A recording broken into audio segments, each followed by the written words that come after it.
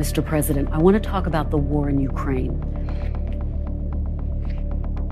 I want to big picture get a sense of how you see this conflict. Do you see the security of Ukraine as critical to the security of the United States? Okay, let me talk about it without interruption.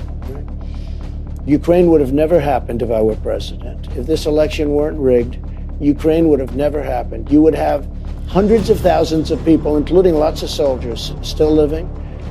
The cities would be flourishing, or at least up. These are cities that can never be rebuilt again, certainly not the way they were. Magnificent buildings, all ripped down like a demolition site.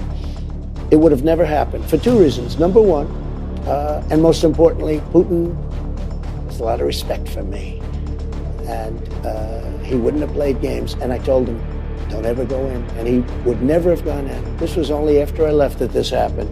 Likewise, President Xi would never, ever be talking about Taiwan the way he's talking about it right now. And they didn't. They weren't talking about it. It was only after I left. He would have never gone in. Equally as importantly, oil prices would have been at $40 a barrel instead of $110 a barrel. So he wouldn't have been able to afford going in. He actually is the only nation that made money because oil has been driven up so high by stupid people like Biden. Biden is an incompetent man. And what happened is oil. In fact, you're going to hit a new high very soon again. That means Russia. Russia makes money from oil. Russia is going to make a lot of money. And because they're making a lot of money, there's no reason for them to settle other than humanitarian reasons. And let's not assume people are going to be so humanitarian. So Putin would have never gone in because oil was at $40 a barrel, and he wouldn't have been able to afford to have gone in. At $100 a barrel, he made a fortune, and that's one reason. The other reason he wouldn't have gone in is because I said, don't go in, don't even think about it. Just to that key question, though, Mr. President, do you think that our security, the United States security, is linked to Ukraine's security? I think that Europe has to do more. We're in for $200 billion, they're in for $25 billion, and it affects them more than it affects us. It certainly affects them much more than it affects us. So you do think that it's linked in some way? I think Europe has taken advantage of a stupid president. You've probably... Look, Biden should say to them, you have to equalize, you have to catch up. You know, Europe is about the same size as our economy if you add them all up, add the countries up. It's about the same size. And Biden should say to them, like I did with NATO. You know, NATO, they all owed money. I said, get your money in. And we had over $430 billion put in almost immediately. And the head of NATO, Stoltenberg, Secretary General, nice guy, he said to me, most amazing thing I've ever done. And he said it publicly, too. He said, Bush would come in, make a speech and leave. Obama would come in, make a speech and leave. Trump came in and said, you guys aren't paying your bills. And I got him to pay. You know, they asked me something, which hasn't been reported, but the media knows it. We had a meeting of the 28 countries, at that time, 28 countries. And they said to me, are you saying, sir, because I said you got to pay your bills, are you saying, sir, that you won't protect us against Russia if we don't pay? I said, sorry to tell you, that's what I'm saying. You know what happened? Yeah. They started sending us money like, and I was never given credit for it, but you wouldn't even have a NATO if it wasn't for me. Let me ask you, but here's the thing, about the your European strategy. countries have to start paying their share because we are having to do with Ukraine. Because we're at 200 billion and they're at 20 or 25 billion. It's so unfair. Let me ask you about your strategy, though, because you have said you want to end this war in 24 hours. You saw the meeting between Kim Jong-un and President Putin. Do you think that complicates your strategy if you were reelected to try to end this war in 24 hours? It would have been easier if the war didn't start and you'd have hundreds of thousands of people living, most importantly. But it would have been a lot easier if it didn't. But I can get it done, and I can get it done quickly. How do you do it? There's another example. You talk about Kim Jong. You talk about Kim Jong-un, right? Mm-hmm. I got along great with Kim Jong-un after the first month or two when we were sparring, but I got along great with him. We were in no danger. There was President Biden said, and he felt even now, and President Obama told me when we sat down. Obama told me, and Biden still to this day, except I don't think he knows he can't put two sentences together.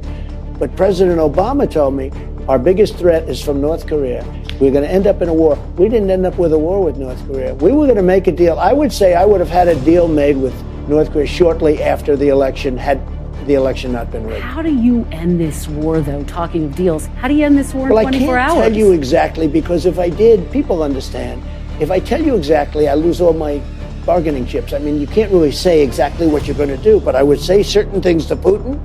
I would say certain things to Zelensky, both of whom I get along. Don't forget, Zelensky did something that was very honorable. They asked him, it didn't stop these animals from impeaching me, but, you know, one of those things. They asked him, did Trump do anything wrong? He said, absolutely not. It was a very normal phone call. You can't say that about Biden's call, because Biden, what he did was horrible with the prosecutor. But he said something that was very honorable. He could have grandstanded and said, oh, I felt threatened. He said that President Trump did absolutely nothing wrong on the phone call. Some people hear you say you're going to end the war in 24 hours, Yep. and they worry that means President Putin is going to get to keep the territory he's unlawfully I'd make a fair claimed. deal for everybody. Nope. I'd make Doesn't a fair mean deal. that? Wouldn't That's be a win for something- Putin? You know, that's something that could have been negotiated, because there were certain parts, Crimea and other parts of the country, that a lot of people expected could happen. You could have made a deal. So they could have made a deal where there's less territory right now than Russia's already taken, to be honest. And you could have made a deal where nobody was killed. They had a deal. They would have had a Ukraine country. Now nobody even knows if Ukraine is going to be totally taken over. I will say this. Something's going on, and it's not good for Ukraine, because the news is no longer reporting about the war. The fake news. They don't report about the war anymore. You don't find much reporting. That means that Ukraine's losing, okay? I see very little reporting from NBC, your network. I see very little reporting from NBC, ABC, from CBS, from anyone about the war. It used to be you'd go and you'd watch, even a couple of months ago, you'd watch all of this great strategy. The spring offensive never happened. Ukraine's spring offensive never happened because they were met with a wall of armaments and bombs. President Putin's worried people are losing interest. President Zelensky's worried that people are losing interest in this war. As you're saying, No, I'm Mr. just saying, President, how I'm not would- seeing would anything it be a about the top war anymore. priority To for me, you? that means that probably, because the press is fake and very discredited, that would mean that, look, here's my attitude on the war. I just want people to stop being killed. You know, I was asked by that ridiculous CNN group during my town hall, whose side are you on? I said, I'm on the side of people stop being killed. I don't want to see people killed. They're being killed by the thousands and thousands and thousands. And that's the side I'm on. I don't want, and you know what? People like that answer, to be honest. And I stay with that same answer. I want people to stop being killed. I want to ask you about something President Putin said about you this week. I don't know if you've seen it. This was very recent. President Putin said, quote, "We surely hear that Mr. Trump says he will resolve all burning issues within several days, including the Ukrainian crisis. We cannot help but feel happy about it." What do you make of that? Do you welcome this I report? like that he said that, because that means what I'm saying is right. I would get him into a room, I'd get Zelensky into a room, then I'd bring them together and I'd have a deal worked out. I would get a deal worked out. It would have been a lot easier before it started. Essentially, for 4 years, I kept them from doing anything. Because you know what? I will tell you this. I've never said this. Ukraine was the apple of his eye. I said, don't ever do it. Don't ever do it. He would have never done it. But again, oil prices. He wouldn't have done it because of me, but oil prices. The prices were so high that he had so much money. So he had all this money to prosecute the war. The one who drove up the prices was Biden. Given that President Putin has bombed maternity wards, Terrible. 20,000 kids It's all kidnapped terrible. from Ukraine all by terrible. Russia, mass graves. Do you welcome his support, his all but endorsement? Look, I had a very good relationship with him, and yet nobody was tougher on Russia than me. I stopped Nord Stream 2. You never heard of Nord Stream 2. That was the pipeline until I got involved. I said Nord Stream 2, people that were sophisticated, military people and political people, never heard of Nord Stream 2. I had it ended. The pipeline was dead. Biden came in and he approved it. There was nobody tougher than me with Russia, and yet I got along with Putin. Let me tell you, I got along with him really well. And that's a good thing, not a bad thing. He's got 1,700 nuclear missiles, and so do we. But look, that's a good thing. Getting along is okay, but I got along through strength. And the war would have never happened The war would have never happened. Now what's happened, it's so bad. The oil price is so high. It's hard to get it stopped. The oil price is so high. When he goes above $50 and $60 a barrel, he makes a lot of money on the war. Now, it's a humanitarian thing. It's a lot of different reasons, but I will get that war stopped very, very quickly. I want to talk about another region that you talked about. Let's talk about another region you talked about, China. If you were to cut a deal between President Putin and President Zelensky, do you run the risk of emboldening China to invade Taiwan? No, not at all. Because China, he's another one I got along to until we had the China virus come in. Once COVID came in, okay, once it was like, I made a great trade deal with China, one of the greatest deals ever made for the farmers and for the manufacturers. $50 billion a year is a great deal. I don't even talk about it because once COVID came in, it was like, I didn't want to talk about anything. I was a much different person. What happened to this world, not our country, the whole world, what happened with COVID. And it just shouldn't have happened. It shouldn't have happened. What happened, what China did to the world was so bad. But I had a great relationship with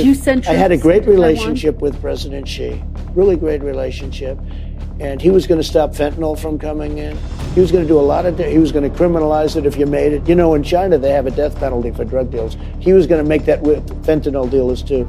But then the election didn't work out and he never had to do that. I know you've been asked this, but very quickly, if China were to invade Taiwan, have you made a determination, again, since voters are about to go to the polls, would you send the U.S. military into Taiwan if President Xi were to invade? President Biden says he would. I won't say. Because if I said, I'm giving away, only stupid people are going to give that answer. I heard the other day, DeSanctimonious said something about he was going to do this or he was going to do that. I say, well, why is he saying the strategy? You can't say that. So when you ask me that question, I would never say that because you give away all your options. But you don't take it off the table. I don't take anything off the table.